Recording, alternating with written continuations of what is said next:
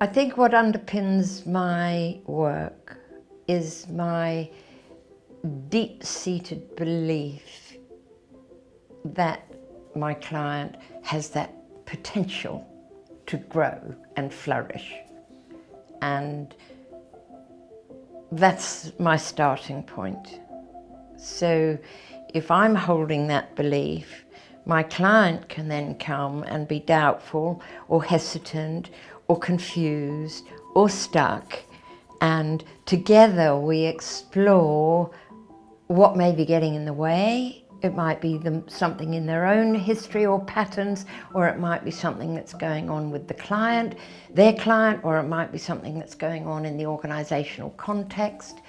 And together we investigate and unravel and look at what's happening on the bedrock of the relationship. And it doesn't matter if they don't come with an agenda. They might have an agenda and they might not, because sometimes the richest work is when my client sits there in front of me and says, I don't know what I'm going to bring today, Alison, but let me just get started. And off we go. And it's almost like opening a present, and we don't know what's in the box.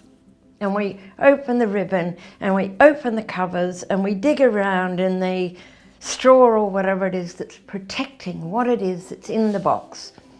And it's exciting and it's magical, and neither of us knew that it was there. And we only find out because of our relationship and through the process of dialogue and inquiry and exploration.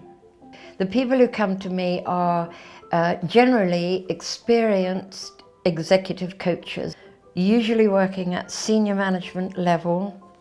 They often have master's degrees, or they have substantial range of training in diverse areas like organizational development, like human resources, like psychotherapy, as well as the interpersonal and relational skills involved in executive coaching. And they come to me to explore, to reflect, to get affirmation, to get feedback, to understand themselves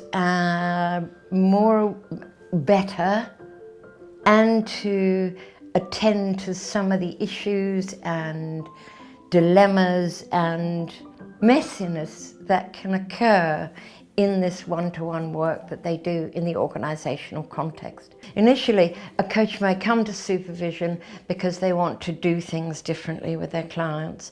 However, more and more I'm finding, and maybe it's because I encourage it as well, I hold a belief that who we are informs how we're able to do the work. So I invite my client to bring all of themselves, be that actual work issues or life events that may be impacting on their emotional, physical, mental well-being, and invite them to explore so that they can grow, so that they can learn, so that they're developing as whole human beings. Because for us to do this work, who we are means how we do the work, is where I come from. And I believe that whatever is going on in our lives is going to impact on how I can be present or they can be present with their client.